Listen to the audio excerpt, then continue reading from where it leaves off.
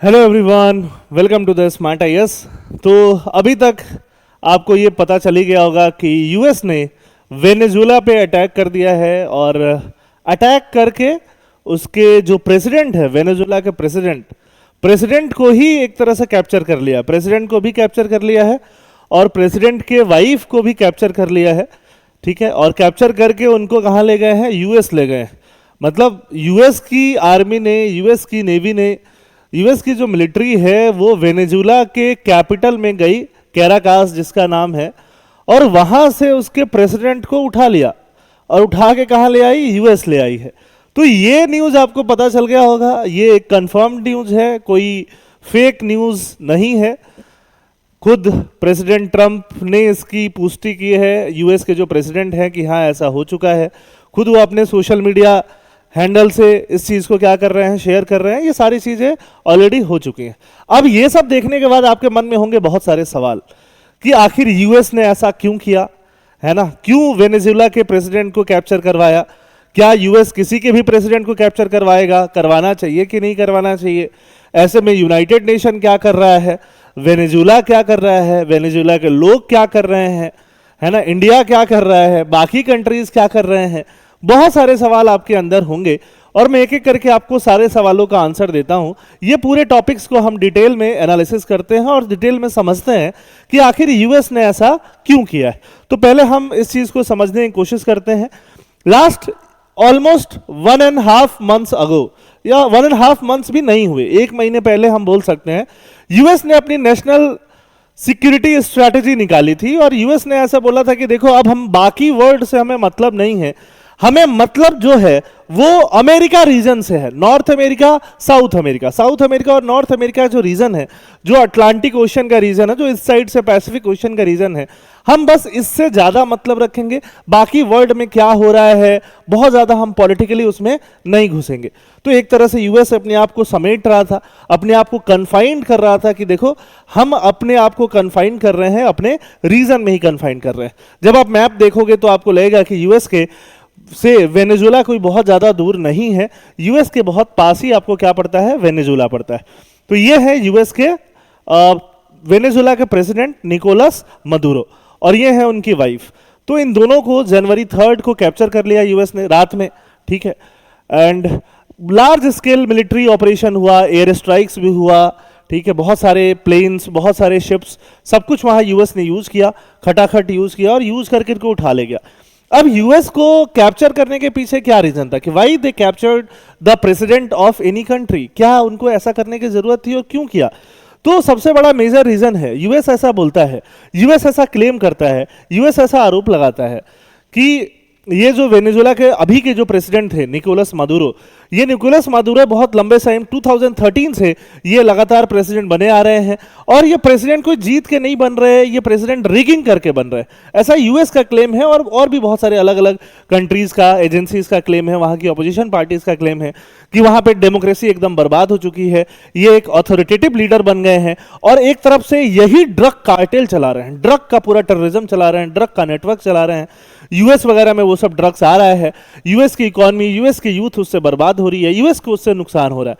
बार बार US ने इनके ऊपर, निकोलस मादुरो के ऊपर और वेनेजुएला के ऊपर अलग अलग सैंक्शंस भी लगाए, बट सैंक्शन लगाने के बाद भी वेनेजुएला में बहुत सुधार नहीं हो रहा है। तो यूएस का ये कहना है कि देखो, उसके अंदर निकोलस मादुरो के रहने से वेनेजुएला में तो प्रॉब्लम था ही, लेकिन उससे प्रॉब्लम यूएस को भी हो रहा था और बाकी कंट्रीज को भी हो रहा था।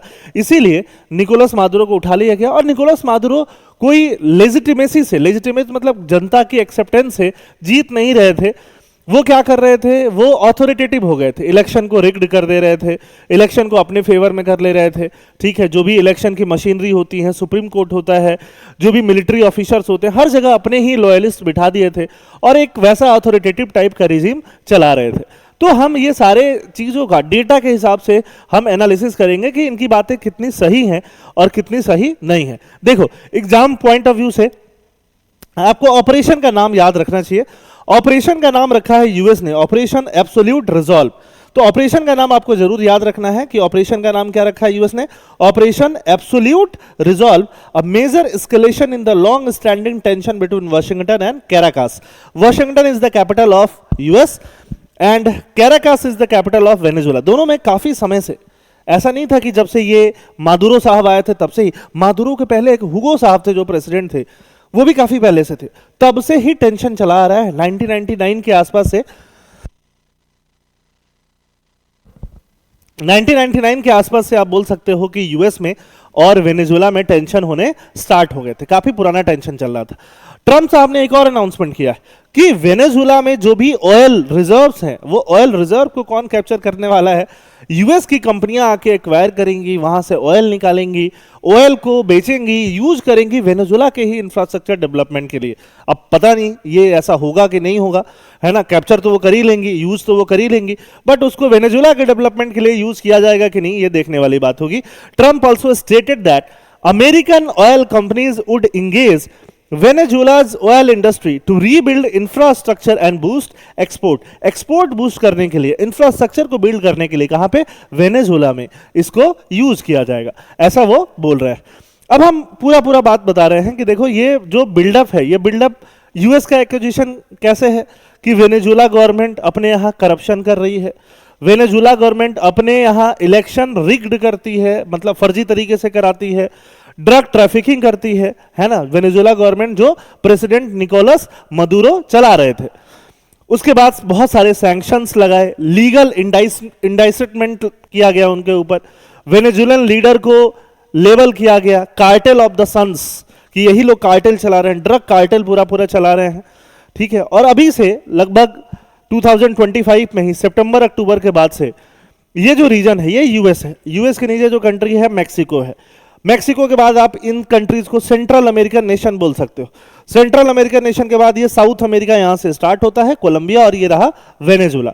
वेनेजुएला में हाईएस्ट पेट्रोलियम रिजर्व है, क्रूड ऑयल का रिजर्व, जो रिजर्व एक होता है रिजर्व, एक होता है आप वहां से एक्सट्रैक्ट करो, तो रिजर्व वहां सबसे ज्यादा है। बट क्या वहां एक्सट्रैक्शन उतना हो रहा था, वो ऑयल इकोनॉमी इतनी फ्लरिश थी, इतना बड़ा रिजर्व होने के बाद से भी जो वेनेजुएलन लोग हैं वो गरीबी में जी रहे थे। ये सारा चीज हम एनालिसिस करने वाले हैं। ये जो वेनेजुएला है, वेनेजुएला के आसपास ये जो सी है ना, यहाँ पे जो आइलैंड है छोटे छोटे, इनको हम कैरिबियन आइलैंड्स बोलते हैं, जिसमें आप वेस्ट इंडीज के प्लेयर्स देखते हो, वो कहाँ से आ रहे होते हैं, इन कैरिबियन आइलैंड से ही आ रहे होते हैं। और इस सी को हम क्या बोलते हैं, कैरिबियन सी। तो कैरिबियन सी एरियाज में यूएस ने अपने शिप्स बहुत ज्यादा बढ़ा दिए थे रिसेंटली, और अपने शिप्स के अलावा जो भी सबमर्सिबल होता है वो सब सारी चीजें भी बढ़ा दिया था, ठीक है। तो अब आप देख सकते हो सीधे सीधे कैरेबियन सी है ना, सबमरीन्स जो है वो भी बढ़ा दिए थे। तो कैरेबियन सी के अंदर ये अब ब्लू देखो, ये वॉरशिप्स हैं, ये वॉरशिप्स हैं ब्लू ब्लू ब्लू वाले। तो वेनेजुएला के पास 4 आपको सीधे सीधे वॉरशिप दिख रहे हैं यूएस के, और साथ में यूएस के सबमरीन भी आपको दिखेगी। ये अर्ली सितंबर में मिलिट्री बिल्डअप शुरू किया था, पूरा यूएस ने प्लानिंग वगैरह शुरू किया था, क्या करना है क्या नहीं करना है। अगर आप पूरा मैप देखोगे तो पूरे मैप में ऊपर कनाडा आता है, थोड़ा पार्ट उधर यूएस का है, फिर यूएस है, फिर मैक्सिको है, फिर इसके बीच में बहुत सारी कंट्रीज हैं, सेंट्रल अमेरिकन कंट्रीज, जिसमें पनामा आपने नाम सुना होगा, एक इंपॉर्टेंट कंट्री है। फिर ये पूरा साउथ अमेरिका जो आता है, ब्राजील है, वेनेजुएला है, कोलंबिया है, ठीक है, अर्जेंटीना है, अलग अलग कंट्री है, चिली है, पेरू है, ये बहुत सारी कंट्रीज इधर आती हैं। और ये जो सी है इसको हम क्या बोलते हैं, कैरेबियन सी के नाम से यहाँ पे हम लोग इसको जान रहे होते हैं। यहाँ पे छोटे छोटे जो आइलैंड हैं इनको हम लोग कौन से आइलैंड बोलते हैं, कैरेबियन आइलैंड। तो यहाँ पे सेंट्रल अमेरिका में एक कंट्री है पनामा, पनामा के साथ भी यूएस ने कुछ ऐसा ही किया था। पनामा को भी यूएस ने इन्वेड किया था 1989 में। यूएस ने पहली बार किसी कंट्री के प्रेसिडेंट को उठाया हो, है ना, किसी कंट्री पे अटैक किया हो, इन्वेड किया हो, ऐसा नहीं हो रहा। यूएस सेकेंड वर्ल्ड वार के बाद से यही करते हुए आ रहा है। सेकेंड वर्ल्ड वार के बाद से यूएस का ये हिस्ट्री बन गया है, बहुत सारी कंट्रीज में रिजीम चेंजेस कराता है, गवर्नमेंट को चेंज कराता है।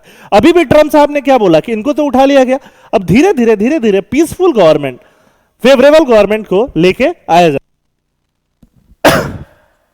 यूएस गवर्नमेंट ने क्या बोला है, देखो क्या बोला है, ठीक है, सेफ एंड जुडिशियस ट्रांजिशन कराया जाएगा। सेफ, वेनेजुएला में कैसा transition, safe transition, judicious transition.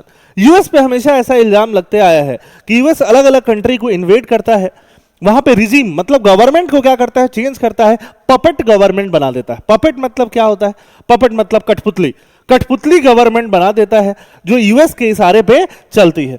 तो यहां पे भी बाकी सब कंट्री जो रशिया है, चाइना है, इन सब का यही कहना है कि यूएस यहां पे भी यही करने वाला है। खैर, हम बात करते हैं 1989 की। तो 1989 में यूएस ने यहीं पे एक छोटी सी कंट्री है, छोटी सी कंट्री है पनामा, उसको इन्वेड किया था। वहां से मैनुअल नोरिगा को रिमूव कर दिया था और उनका प्रोसिक्यूशन हुआ था उस टाइम पे, ठीक है। और ये जो अभी काम किया है यूएस ने, ये सीधे सीधे यूनाइटेड नेशन जो बना था पूरे वर्ल्ड में पीस कायम करने के लिए, यूनाइटेड नेशन के जो लॉज हैं, जिसको इंटरनेशनल लॉज बोलते हैं, वो इंटरनेशनल लॉज के अगेंस्ट है, सॉवरेनिटी के अगेंस्ट है। किसी सॉवरेन कंट्री मतलब उसको, उसके अंदर जो कुछ भी हो रहा है उसकी खुद की रिस्पॉन्सिबिलिटी है। गरीबी बढ़ रहा है, ठीक है, अनएम्प्लॉयमेंट बढ़ रहा है, इकोनॉमिक क्राइसिस है, पॉलिटिकल क्राइसिस है, उसकी खुद की प्रॉब्लम है। किसी दूसरी कंट्री को जाके वहां से उसके प्रेसिडेंट को ऐसे कैप्चर करके ले आना, दैट इज सीधे सीधे आप वॉर या सीधे सीधे आप उसको एट्रोसिटीज का फॉर्म दे सकते हो। तो यहां पे इंटरनेशनल जो भी रूल्स हैं, इंटरनेशनल रूल्स का क्या हो रहा है, वायलेशन सीधे सीधे दिखाई दे रहा है। अब हम थोड़ा बैकग्राउंड की बात करते हैं, अभी तो नहीं, बैकग्राउंड की बात करते हैं कि यूएस वेनेजुला रिलेशन कैसे चल रहा था। Long history of tension. तो टेंशन अभी से स्टार्ट नहीं हुआ, टेंशन जो पूरा 20th सेंचुरी था, 20th सेंचुरी मतलब 2000 तक, 1999 तक बहुत बढ़िया यूएस और वेनेजुला का बहुत बढ़िया रिलेशन चल रहा था। वेनेजुला तेल निकालता था, यूएस खरीदता था। वेनेजुला की में यूएस की कंपनीज वो ऑयल को, क्रूड ऑयल को एक्सट्रैक्ट करती थी, हाइड्रोकार्बन को एक्सट्रैक्ट करती थी, उससे यूएस का काफी फायदा होता था। प्राइवेट कंपनियां थी वहां पे ऑयल एक्सट्रैक्ट करने वाली। फिर बाद में आते हैं वहां पे एक प्रेसिडेंट जिनका नाम है हुगो शेवेज। क्या नाम है? हुगो शेवेज। हुगो शेवेज प्रेसिडेंट बनते हैं 1999 से 2013 तक। ये हुगो शेवेज 14 ईयर तक प्रेसिडेंट रहते हैं, और ये 14 ईयर तक प्रेसिडेंट रहते हैं। और यूएस, आप सबको पता होगा, यूएस एक कैपिटलिस्ट कंट्री है, कैपिटलिज्म को फेवर करता है। कैपिटलिज्म पूंजीवाद को फेवर करता है, लिबरलिज्म को फेवर करता है, मतलब प्राइवेट इकोनॉमी को फेवर करता है, प्राइवेट बिजनेसेस को फेवर करता है कि प्राइवेट लोग आए, प्राइवेट इंडिविजुअल आए और बिजनेसेस चलाएं। दूसरी तरफ सोशलिज्म जो है, सोशलिज्म कैसे बना है कि जिसमें सोसाइटी सब कुछ ओन करे, सोसाइटी सब कुछ कंट्रोल करे, किसी प्राइवेट इंडिविजुअल का कुछ नहीं हो, रादर सोसाइटी का हो, सोसाइटी का हो, पूरा ओवरऑल सबका हो। जैसे इंडियन रेल चल रही है तो कोई वो अंबानी का नहीं है या अडानी का नहीं है या टाटा का नहीं है या बिरला का नहीं है, वो किसका है? गवर्नमेंट का है। तो गवर्नमेंट का है मतलब पूरा सोसाइटी उसको, इंडियन सोसाइटी, इंडियन समाज उसको ओन कर रहा है। तो वैसे ही इस चीज कॉन्सेप्ट पे क्या बना हुआ है? सोशलिज्म और कम्युनिज्म बना हुआ है। तो जब ये हुगो शेवेज आए प्रेसिडेंट बनके, तो हुगो शेवेज ने एक काम किया, हुगो शेवेज का आइडियोलॉजी डिफरेंट हो गया। हुगो शेवेज सोशलिज्म को प्रेफर करने लगे और बोले कि देखो अब मैं सीधे सीधे क्या करूंगा, socialism of the 21st century बनाने वाला हूं। जितने भी प्राइवेट चीजें हैं, ऑयल रिजर्व वगैरह जो कुछ भी है, ऑयल इकोनॉमी है ना, ठीक है, ऑयल है, इलेक्ट्रिसिटी है, टेलीकम्युनिकेशन, सबको उन्होंने नेशनलाइज कर दिया। नेशनलाइज का मतलब होता है government controlled, government owned, government ने उसको खरीद लिया। 1969 में इंदिरा गांधी ने 14 बैंक्स का नेशनलाइजेशन किया था। प्राइवेट बैंक्स थे, उनको नेशनलाइज करके क्या बना दिया? गवर्नमेंट बना दिया था, ठीक है। वैसे ही socialism of the 21st century के नाम पे जो हुगो शेवेज थे, उन्होंने नेशनलाइजेशन कर दिया। अब नेशनलाइजेशन कर दिया तो जो प्राइवेट कंपनियां थी, जहां पे यूएस की प्राइवेट कंपनियां जाती थी, तेल निकालती थी, अपना मजे लेती थी, अब ये चीज होना बंद हो गया, क्योंकि अब डायरेक्ट सब कुछ किसके कंट्रोल में चला गया? प्रेसिडेंट के कंट्रोल में चला गया, गवर्नमेंट के कंट्रोल में चला गया। और गवर्नमेंट कौन चला रहे थे? हुगो शेवेज।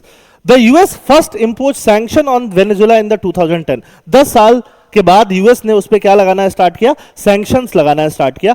कुछ जो इंडिविजुअल्स हैं, हुगो शेवेज और कुछ और जो मिलिट्री के टॉप ऑफिशियल्स वगैरह पे ह्यूमन राइट वायलेशन और इन सब के नाम पे उनके ऊपर क्या लगाने स्टार्ट किया? सैंक्शन स्टार्ट किए, है ना। हुगो शेवेज का मानना था कि देखो यूएस एक तरह से इंपेरियलिज्म कर रहा है, तो हम लोग क्या करेंगे? एंटी इंपेरियलिज्म करेंगे। एंटी यूएस जो नेशन है, छोटी सी नेशन है, यूएस के बगल में छोटी सी नेशन है, यहां पे एक छोटी सी नेशन है क्यूबा।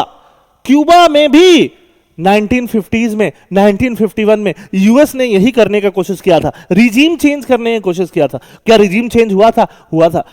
बट गवर्नमेंट कौन सी बन गई थी? फिदल कास्त्रो की। और फिदल कास्त्रो क्या थे? बहुत बड़े सोशलिस्ट, बहुत बड़े कम्युनिस्ट लीडर बन के बाहर है, और इनफैक्ट यूएस के ही अगेंस्ट हो गए। यूएस उसमें कुछ कर नहीं पाया।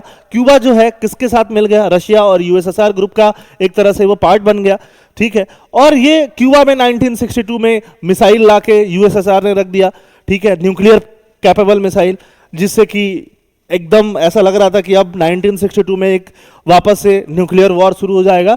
और थर्ड वर्ल्ड वार शुरू हो जाएगा। तो यूएस ये काम पहले भी कर रहा था, छोटी सी कंट्री, बहुत छोटी सी कंट्री क्यूबा में भी वो काम कर नहीं पाया था, बट अभी उसने वेनेजुएला में सक्सेसफुली ये काम करके दिखा है, क्योंकि क्यूबा के साथ यूएसएसआर था, अभी वेनेजुएला के साथ कोई नहीं था, वेनेजुएला वाज आइसोलेटेड, है ना। रशिया अपने अलग यूक्रेन वाले प्रॉब्लम में फंसा हुआ है, चाइना ने अभी डायरेक्टली ये सब काम करने अपने बहुत दूर दूर कंट्रीज में स्टार्ट नहीं किए हैं, बाकी कंट्रीज ऐसा कुछ कर नहीं रही। फॉर एग्जाम्पल यूके, फ्रांस, ये सब यूरोपियन कंट्रीज जो थी पहले, जो कोलोनाइजेशन करती थी, वो सब काम नहीं कर रही। तो एंटी इंपीरियलिज्म इनका स्टैंड है। क्यूबा, ईरान, लीबिया जो अगेंस्ट यूएस हैं, उनके साथ ये मिलकर नैरेटिव बना रहे थे कि यूएस जो है अपना इन्फ्लुएंस कम करे। ये जो रीजन है पूरा यूएस के नीचे वाला जो रीजन है वो लैटिन बोलता है, तो लैटिन अमेरिका भी बोल देता है, तो लैटिन रीजन में यूएस का इन्फ्लुएंस कम है, कम चाहिए इनको, ऐसा ये नैरेटिव देने लगे। अब ये चीज ऑब्वियस बात है यूएस को अच्छी लगेगी कि क्या, यूएस के बैकयार्ड में, बैकयार्ड मतलब यूएस के पास में, यूएस के एकदम पीछे, है ना, पास में, बैकयार्ड में, है ना, वहां पे एंटी यूएस चीजें चल रही हैं और यूएस कुछ कर ही नहीं पा रहा। 2010 ऐसे निकल गया, ये सब कुछ हो रहा था। लेकिन अगर ये सब कुछ जब हो रहा था और ये सब कुछ होते हुए अगर वेनेजुएला में बहुत अच्छा काम हो रहा होता, जैसे जब ये सब कुछ क्यूबा में हो रहा था, तो क्यूबा का एजुकेशन बहुत बेटर हो गया, क्यूबा का हेल्थ बहुत बेटर हो गया, but at the same time यहां पे वेनेजुएला में जब ये सब हुगो चैवेज सब कुछ कंट्रोल कर रहे थे, तो उस टाइम पे जो वेनेजुएला की इकोनॉमी है वो धीरे धीरे खराब होने लगी। वेनेजुएला की इकोनॉमी ऑयल बेस्ड थी, ऑयल के अलावा और डाइवर्सिफिकेशन इन्होंने किया नहीं, और वेनेजुएला की इकोनॉमी खराब होने लगी। खराब होते होते वहां पॉवर्टी बढ़ने लगी, अनएम्प्लॉयमेंट बढ़ने लगा, पर कैपिटा इनकम कम होने लगा, ठीक है, ये सारी चीजें वेनेजुएला में कम होने लगी। पॉलिटिकल प्रोटेस्ट बढ़ने लगे, ये लोग अपने पॉलिटिकल अपोनेंट को भी गिरफ्तार करवाने लगे, ठीक है, ये सारा चीज होने लग गया। ट्रंप गवर्नमेंट जब पहली बार आई थी, अभी ट्रंप दूसरी बार प्रेसिडेंट बने हैं, जब पहली बार ट्रंप प्रेसिडेंट बने थे फर्स्ट टर्म में, बहुत सारे सैंक्शन उन्होंने लगाए, किसके ऊपर, वेनेजुएला के ऊपर, इकोनॉमिक रेस्ट्रिक्शन लगाया, ऑयल सेक्टर में सब कुछ लगाया, ठीक है। तब तक मादुरो प्रेसिडेंट बन चुके थे। ये आप जो देख रहे हो हुगो चैवेज, ये कब तक प्रेसिडेंट थे, 2013। उसके बाद से कौन बन गया, निकोलस मादुरो, जिसको अभी गिरफ्तार करके, गिरफ्तार बोलना अच्छा वर्ड नहीं है, कैप्चर करके यूएस लेके गया है, ठीक है। लेकिन ट्रंप के बाद कौन आए वापस, यूएस के प्रेसिडेंट बिडेन के बाद वापस ट्रंप आ गए। तो बिडेन आए तो थोड़ा बहुत रिलैक्सेशन हुआ, वापस थोड़ा टेंशन कम हुए, किसके बीच में, वेनेजुएला के बीच में, यूएस के बीच में, है ना। वेनेजुएला ने प्रॉमिस किया कि हम फेयर इलेक्शन कराएंगे, क्योंकि वेनेजुएला में 2013 के बाद से इनफैक्ट ऐसा माहौल बना हुआ है कि वेनेजुएला में फेयर इलेक्शन होता ही नहीं है, इलेक्शन रिग्ड होता है, करप्ट होता है, सारे ऑफिसर्स करप्ट है, ठीक है, सारे ऑफिसर्स तो नहीं बोल सकता, मतलब मैक्सिमम ऑफिसर करप्ट है। जो सुप्रीम कोर्ट है वेनेजुएला की वो करप्ट है, ठीक है, जो बाकी सिस्टम है, पूरा सिस्टम में लॉयलिस्ट लोग भरे पड़े हैं, ऐसा पूरा वहां पे वेव चल रहा है। वहां पे ऑपोजिशन पार्टी के जो टॉप लीडर हैं उनको डिस्क्वालीफाई कर दिया जाता है, तो ऑपोजिशन पार्टी के टॉप लीडर लड़ ही नहीं पाते, कई बार इलेक्शन नहीं लड़ पाते हैं, ये सारा कुछ वहां पे चल रहा था।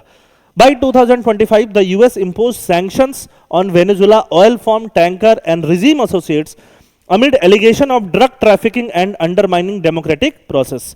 कि डेमोक्रेटिक प्रोसेस को वेनेजुएला में क्या किया जा रहा है, अंडरमाइन। देखो वेनेजुएला में क्या चल रहा है, ये प्रोटेस्ट भी चल रहा है ना। ये देखो, ये अल जजीरा न्यूज़पेपर का है, Al Jazeera. Venezuela protests grow as opposition disputes vote result को अपोजिशन क्या कर रही है, डिस्प्यूट, वहां पे बहुत ज्यादा प्रोटेस्ट आपको दिखाई दे रहा है। ये जुलाई 30, 2024 का टाइम है। फाइनेंशियल टाइम्स जो न्यूज़पेपर है वो देखो क्या निकालती है, what is Venezuela's cartel of the suns. Cartel मतलब एकदम ड्रग कार्टेल की बात हो रही है, और ड्रग कार्टेल का लीडर किसको बताया जा रहा है, वेनेजुएला का प्रेसिडेंट को बताया जा रहा है कि वेनेजुएला के जो प्रेसिडेंट हैं वही हैं ड्रग कार्टेल के leader, cartel of the sons के लीडर।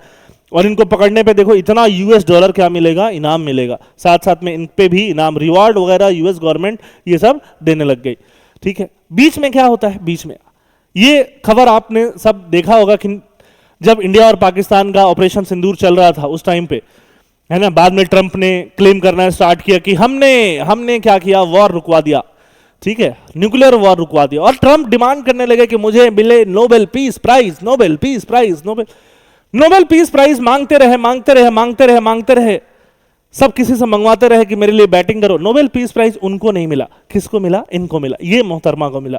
ये नोबेल पीस प्राइज 2025 इनको मिला। इनका नाम क्या है, मारिया कोरिना मचादो, तो मचा दिया इन्होंने मचा दिया और इनको क्या मिल गया? Nobel peace prize. ये हैं कौन? ये वेनेजुला की टॉप ऑपोजिशन लीडर हैं, वेनेजुला की ऑपोजिशन लीडर हैं ये, जिसको क्या मिला? Nobel peace prize. मतलब वेनेजुला में ये पीस एस्टैब्लिश करने का काम कर रही हैं, प्रोटेस्ट कर रही हैं, डेमोक्रेसी बचाने का काम कर रही हैं, डेमोक्रेटिक प्रोटेस्ट कर रही हैं। तो इनको क्या मिला? चैंपियनिंग डेमोक्रेसी इन वेनेजुला के नाम पे इनको क्या मिल गया? नोबेल पीस प्राइज मिल गया। इसी साल नॉर्वे की जो कमिटी होती है जो पीस प्राइज देती है, उन्होंने इनको चुना कि चलो डिक्टेटरशिप, जहां एक तरफ निकोलस का डिक्टेटरशिप है वहीं मचादो का डेमोक्रेसी है, तो मचादो का डेमोक्रेसी के बेसिस पे इन्होंने डेमोक्रेटिक जो काम किए, डेमोक्रेटिक जो अपील की है जनता से, उसके बेसिस पे इनको क्या मिला है? Nobel peace prize. 10 दिसंबर को यह अवार्ड दिया गया, अनाउंसमेंट पहले हो जाता है और इनको यह नोबेल पीस प्राइज मिला। कई बार ऐसा लगता है, जो आप यूएस की हिस्ट्री, खासकर सेकेंड वर्ल्ड वॉर के बाद से अगर आप यूएस की हिस्ट्री बहुत डिटेल में पढ़ोगे तो आपको एक चीज दिखाई देगा कि यूएस जो है बहुत लंबा सेटअप करता है। तो मे बी, है ना, ये इनको पीस प्राइज दिलवाना ये दिखाता है कि सीधे सीधे पूरे वर्ल्ड में ये लेजिटिमेसी फैलाना कि वेनेजुला की गवर्नमेंट जो है वाकई में अच्छी नहीं है, ये चीज को भी दिखाता है कि हाँ, ऑपोजिशन लीडर को क्या मिल रहा है? पीस प्राइज मिल रहा है। ठीक है, इसका मतलब जो गवर्नमेंट में है वो अच्छा काम नहीं कर रहा है, एंटी पीस का काम कर रहा है, जिसके वजह से उनको क्या मिल रहा है? पीस प्राइज दिया जा रहा है। Background, why she was chosen, उनको क्यों चूज किया गया? करप्शन, रिप्रेशन, अनडेमोक्रेटिक गवर्नेंस के अगेंस्ट में इन्होंने काम किया। सबसे बड़ी टॉल लीडर ये वहां पे उभर के आ रही थी, वोटर राइट्स को लेके, डेमोक्रेटिक एंगेजमेंट को लेके, है ना, and was an elected member of the national assembly, national assembly की इलेक्टेड मेंबर। जैसे यहाँ पे एमपी होते हैं हमारे, मेंबर ऑफ पार्लियामेंट, वहां पे नेशनल असेंबली की वो क्या है? इलेक्टेड मेंबर है।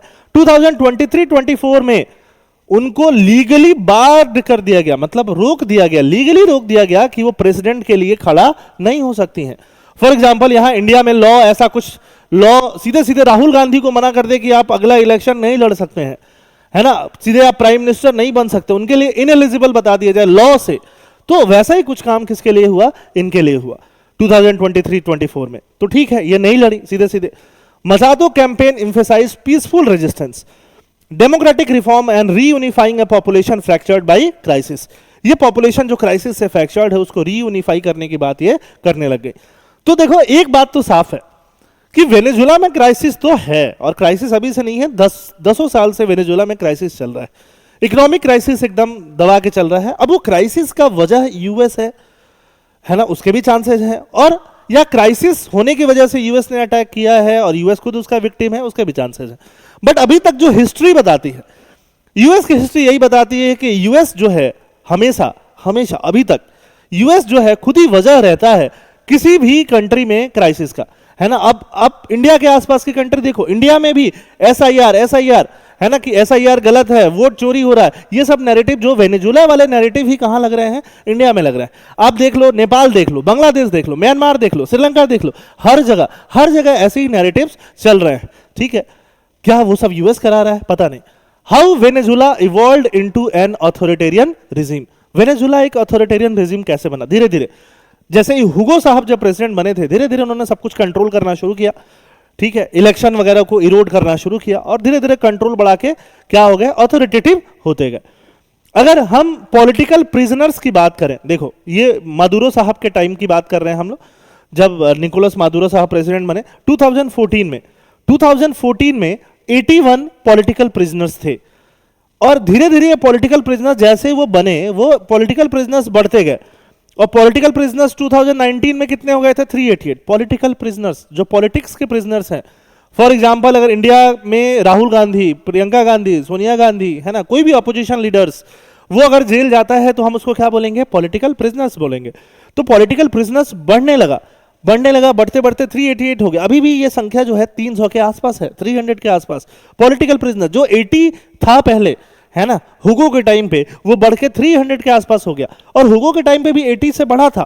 ठीक है, फोरो पैनल की ये सोर्स है, ये सोर्स ऑथेंटिक सोर्स है, ये डेटा लिया गया है। तो पॉलिटिकल प्रिजनर्स बढ़ने लगे। ये सीधे सीधे दिखाता है कि वहां पर डेमोक्रेसी क्या हो रही है? इरोड हो रही है। ये ह्यूमन फ्रीडम का ग्राफ है, ह्यूमन फ्रीडम इंडेक्स रैंकिंग निकलता है हर साल, और ह्यूमन फ्रीडम इंडेक्स रैंकिंग में 2000 में वेनेजुला का रैंकिंग जो था वो 90 के आसपास था, 90 के आसपास, जब हुगो साहब बने थे पहली बार। हुगो के पास कौन बना? निकोलस मुरादो। तो 90 के आसपास रेटिंग था और ये देखो कैसे डिक्लाइन होते जा रहा, होते होते होते जब हुगो साहब फाइनली गए तो ये रैंकिंग 150 के पार चली गई थी और अभी ये रैंकिंग और खराब होकर 160 के पार चली गई है। ठीक है, तो डेमोक्रेटिक फ्रीडम, ह्यूमन फ्रीडम भी वहां पे खत्म हो गया। हुगो चैवेज ने 1999 से 2013 तक रूल किया और निकोलस मदुरो ने उसके बाद रूल किया। इन लोगों ने क्या किया है, इन लोगों ने जो वहां की पार्लियामेंट है, पार्लियामेंट के काम को हमेशा नकारा है और इमरजेंसी डिक्रीज लगाई है। बार बार इमरजेंसी में जो कानून बनते हैं वैसे कानून ये बार बार बनाते गए। प्रेसिडेंट का पावर बढ़ाते गए, प्रेसिडेंट का पावर बढ़ाते गए। ऑयल रेवेन्यू के ऊपर, मिलिट्री के अपॉइंटमेंट, जो भी टॉप मिलिट्री है वहां पे खुद के लॉयलिस्ट इन लोगों ने भर दिए। जो भी गवर्नमेंट की मीडिया है वहां पे खुद के लॉयलिस्ट इन लोगों ने भर दिए, जो इंडिया के हिसाब से आप गोदी मीडिया बोल सकते हो। जो भी ऑयल रेवेन्यू है, ऑयल रेवेन्यू पे और ज्यादा कंट्रोल बढ़ाना इन्होंने स्टार्ट कर दिया। सेपरेशन ऑफ पावर को एकदम खत्म कर दिया। ठीक है, सब कुछ खुद ही कंट्रोल करने लग गए। Erosion of electoral integrity, election continue in Venezuela but they are neither free nor fair. Election should be free and fair. Election हो रहा है बट ना तो फ्री है ना तो फेयर है। एग्जाम्पल्स, वहां की जो लीडर है, लीडर को डिस्क्वालीफाई कर दिया जा रहा है ना, मचादो जिनको अभी क्या मिला है, नोबेल पीस प्राइज मिला है। Electoral authorities lacked independence, electoral authorities को क्या नहीं है, इंडिपेंडेंस नहीं है। This fits the model of authoritarian elections, तो इलेक्शंस हो रहा है बट इलेक्शन का कोई लॉजिक नहीं है। होमिसाइड, होमिसाइड के केसेस है ना, जिसमें लोग मर जाते हैं, होमिसाइड के केसेस कितने बढ़ गए देखो। होमिसाइड के केसेस 1997 में 20 से कम थे, ये बढ़ते बढ़ते कहां चले गए, ये बढ़ते बढ़ते 2012 में आपके 50 प्लस हो गए। ठीक है, और 50 से भी ऊपर चले गए थे। तो होमिसाइड, ये वर्ल्ड बैंक का डेटा है। तो ये चीज सीधे सीधे दिखा रहा है कि लोग सुसाइड कर रहे हैं, ठीक है, मर रहे हैं। ये सारे केसेस जो हैं वो बढ़ रहे हैं। लेजिस्लेचर को सबजुगेट, मतलब दबाया जा रहा है, पार्लियामेंट को दबाया जा रहा है, अकेले प्रेसिडेंट साहब जो चाहे वो कर रहे हैं। ठीक है, एग्जाम्पल्स क्या है, supreme court stripped parliament powers, supreme court ने पार्लियामेंट का पावर कम कर दिया। सुप्रीम कोर्ट में कौन बैठा है, इन्हीं के द्वारा अपॉइंट किए हुए loyalist. Creation of parallel constituent assembly dominated by regime supporter, parallel constituent assembly बन जा रहा है। ठीक है, तो रिप्रेजेंटेटिव डेमोक्रेसी क्या हो रही है, नैलिफाई। ये देखो, ये भी प्रोटेस्ट हो रहा है। ये प्रोटेस्ट जानते हो कहां हो रहा है, ये प्रोटेस्ट हो रहा है स्पेन में। स्पेन में वेनेजुएला के लिए प्रोटेस्ट हो रहा है कि वेनेजुएला में कम से कम डेमोक्रेसी वगैरह आने दो। अच्छी बात ये, स्पेन में भी लैटिन बोली जाती है, वेनेजुएला में भी लैटिन बोली जाती है। तो लैटिन ये लैंग्वेज का सेंटिमेंट जो है वो काफी है। ठीक है, यहां पे भी ये सारी चीजें हो रही हैं। जीडीपी की बात करते हैं। इकोनॉमिक क्राइसिस देखो, इकोनॉमिक क्राइसिस वापस से स्टार्ट करते हैं 1980s। 1980s में देखो जीडीपी पर कैपिटा मतलब पर पर्सन जीडीपी 4000 से ऊपर है। 1980s में थोड़ा कम हो रहा है 1998 तक बढ़ गया। ठीक है, 1998 तक बढ़ गया जीडीपी। देखो अब इसके बाद से कौन हुआ, इसके बाद से आपके हुगो साहब बने प्रेसिडेंट। तो हुगो साहब प्रेसिडेंट बने तो थोड़ा सा कम होने के बाद शार्प राइज हुआ जीडीपी का। तो आप बोलोगे हुगो साहब ने अच्छा किया, हाँ, नेशनलाइज कर दिया एसेट को, एसेट नेशनलाइज। अब वेनेजुएलन गवर्नमेंट कंट्रोल कर रही है ऑयल को, तो ऑयल को वेनेजुएलन गवर्नमेंट कंट्रोल कर रही है। और सबसे बड़ा ऑयल रिजर्व कहां है, वेनेजुएला में। वेनेजुएला की गवर्नमेंट ऑयल को कंट्रोल कर रही है, ऑयल को थोड़ा थोड़ा रिलीज कर रही है। समझ में आई बात। ऑयल की स्कार्सिटी धीरे धीरे हो रही है, ऑयल की प्राइसेस बहुत बढ़ने लगी, और ऑयल की प्राइसेस बढ़ने से वेनेजुएला की जीडीपी काफी बढ़ी, क्योंकि वेनेजुएला में ऑयल काफी है, और वेनेजुएला के जीडीपी बढ़ने से वेनेजुएला के जीडीपी पर कैपिटा भी काफी बढ़ी, और ये बढ़ते काफी बढ़ी 2012 तक। उसके बाद ऑयल की प्राइसेस कम होने लगी, है ना। जैसे इंडिया में जब मनमोहन सिंह 2012-13 में थे, तब तक ऑयल की प्राइसेस बहुत बढ़ी हुई थी, और ऑयल की प्राइसेस से, क्रूड ऑयल की प्राइसेस से बाकी महंगाई, बाकी इन्फ्लेशन भी उसी से रिलेटेड होता है। आपका ट्रांसपोर्टेशन, आपका बहुत सारे जो इंडस्ट्रियल सेक्टर हैं वो सब किससे चलते हैं, क्रूड ऑयल, पेट्रोल, डीजल, सारा कुछ उससे कंट्रोल होता है। सब कुछ एक दूसरे से क्या है, इंटर रिलेटेड है। और जैसे ही मोदी जी बने प्राइम मिनिस्टर, उसके बाद से ऑयल की प्राइसेस कम होने लगी। हमारे लिए तो अच्छा है, हमें ऑयल खरीदना पड़ता है, बट ऑयल की प्राइस कम हो रही थी और वेनेजुएला को ऑयल बेचना था। अब वेनेजुएला को ऑयल बेचना है, लेकिन ऑयल की प्राइसेस कम हो रही हैं। अमेरिका ने अपने लिए शेल गैस का रेवोल्यूशन कर लिया था। शेल गैस, पत्थर के अंदर दबी हुई गैस। अमेरिका ने बोला अब तो क्रूड ऑयल की जरूरत ही नहीं है ना। अमेरिका ने पूरा ये फैलाना शुरू किया कि क्रूड ऑयल को कोई जरूरत नहीं है, रखो अपना क्रूड ऑयल, रखो अपना ऑयल। ऑयल की प्राइसेस धड़ाधड़ कम होने लगी, और वेनेजुएला का जीडीपी भी धड़ाधड़ कम होने लगा। वेनेजुएला का जीडीपी पर कैपिटा धड़ाधड़ कम होते देखो ये जो लेवल है, ये लेवल कहां है, 80 से भी कम है। अभी जो लेवल देखोगे 1980 में पर पर्सन जो जीडीपी था, पर कैपिटा जो जीडीपी था पर पर्सन, वो जीडीपी कहां पे है, वेनेजुएला के अभी है। सोचो तो अगर अगर वेनेजुएला में एक आदमी उतना ही पैसा अर्न कर रहा है जितना वो 1980 में अर्न कर रहा था, है ना, 1980 में अगर आप पूछोगे अपने पेरेंट्स से, अपने ग्रैंड पेरेंट्स से, वो may be 500 rupees per month earn कर रहे होंगे, बहुत खुश होंगे। आप अगर आज के दिन 50,000 या 70,000 80,000 अर्न करोगे, तब जाके आप उतना खुश रह पाओगे, उतने सामान खरीद पाओगे। तो कितना गुना ज्यादा आपको खरीदना पड़ेगा, कितना गुना ज्यादा आपको अर्न करना पड़ेगा। बट वेनेजुएला में वो लेवल सेम है। आईएमएफ का डेटा है, वो किसी इधर उधर की एजेंसी का डेटा नहीं है। ये United nation office for the coordination of humanitarian affairs का डेटा है। एक्सट्रीम पावर्टी देखो 2013 से बढ़ना शुरू हुआ है वेनेजुएला में, और मदुरो के गवर्नमेंट में तो बहुत सारा पावर्टी बढ़ा है। पावर्टी एंड एक्सट्रीम पावर्टी देख रहे हो, है ना, ये 80 के आसपास में पावर्टी एंड एक्सट्रीम पावर्टी जा रहा है। डेट टू जीडीपी, डेट बहुत बढ़ रहा है। डेट बढ़ना शुरू हुआ 2020 में। देखो इतना ज्यादा डेट टू जीडीपी रेशियो हो गया, ऑलमोस्ट कितना है, 300 से ऊपर है, जो हाईएस्ट पहुंचा था। अभी भी 150 है debt to GDP ratio. Covid के टाइम पे हमारा भी बड़ा था डेट टू जीडीपी रेशियो, तो भी 100% क्रॉस नहीं किया था, है ना। अभी भी 100% से कमी है। इनका कितना है, डेट टू जीडीपी रेशियो जो है 150 है, मतलब काफी ज्यादा डेट लेके रखा है। इन्फ्लेशन देखो, इन्फ्लेशन देखते जाओ। ये 2013 में इन्फ्लेशन देख रहे हो 450%। मतलब कल जो ये शर्ट 1000 की है, एक साल में कितनी की हो जाएगी, 4500 की हो जाएगी। सोचो 450% जो है वो इन्फ्लेशन बढ़ रहा है। डीवैल्यूएशन, जो उनका खुद का करेंसी है, 2000 में उसका जो वैल्यू था वो 0 और 2 के बीच में, 1 के आसपास था। यूएस और जो करेंसी है वेनेजुएला की, है ना, बोलीवार, यूएस और डॉलर और बोलीवार ऑलमोस्ट इक्वल फुटिंग पे थे 2000 में। घटते 10 से भी ऊपर निकल गया और घट गया है, ठीक है, करेंसी भी डिवैल्यूएट होती गई। अब अभी इंटरनल वेनेजुएलन डायनामिक्स क्या कहता है। अब ये सब चीजें, इकोनॉमिक क्राइसिस आपने देखे ही, पॉलिटिकल क्राइसिस देखा ही, बट क्या तब भी यूएस को जस्टिफाइड था वहां से कैप्चर करके ले जाना? ये एक एथिकल क्वेश्चन भी है, एक लीगल क्वेश्चन भी है, एक ह्यूमैनिटेरियन क्वेश्चन भी है। अगर ऐसा होता रहेगा और ऐसा हो रहा है तो फिर यूनाइटेड नेशन का क्या काम है? यूनाइटेड नेशन है किस लिए? यूनाइटेड नेशन को बंद कर दो। फिर कोई लॉजिक है यूनाइटेड नेशन का? नहीं है, बिल्कुल नहीं है। ठीक है, इंडिया का क्या रिस्पॉन्स है? कुछ खास रिस्पॉन्स अभी तक आया नहीं है। कुछ कंट्रीज कंडेम कर रही हैं, 2-4 कंट्री जो बहुत छोटी मोटी, है ना, फॉर एग्जांपल अर्जेंटीना वगैरह, 1-2 कंट्री हैं जो यूएस का सपोर्ट कर रही हैं कि चलो अच्छा हुआ। वेनेजुएला की वही वाली पर्सन, अपोजिशन लीडर जिनको नोबेल पीस प्राइज मिला, वो बड़ी खुश हैं कि वाह बहुत बढ़िया हुआ, अब हम धीरे धीरे पीस लेके आएंगे वेनेजुएला में, इकोनॉमिक क्राइसिस खत्म करेंगे, पॉलिटिकल क्राइसिस खत्म करेंगे। बट उनके जो लॉयलिस्ट लोग थे, मिलिट्री वाले और बाकी लोग, वो लोग ना खुश है। तो वेनेजुएला के अंदर भी अपोजिशन पूरा खुश है कि बहुत बढ़िया हुआ, ले गया, अच्छा हुआ। ऐसे ही हो सकता था, कुछ और उपाय नहीं था, है ना। बाकी वर्ल्ड भी डिवाइडेड है, धीरे धीरे और डायनामिक्स निकलते जाएंगे, है ना। अभी तो ये लेक्चर किस पे फोकस था, वेनेजुएला में क्या हुआ, वेनेजुएला की क्राइसिस क्या है।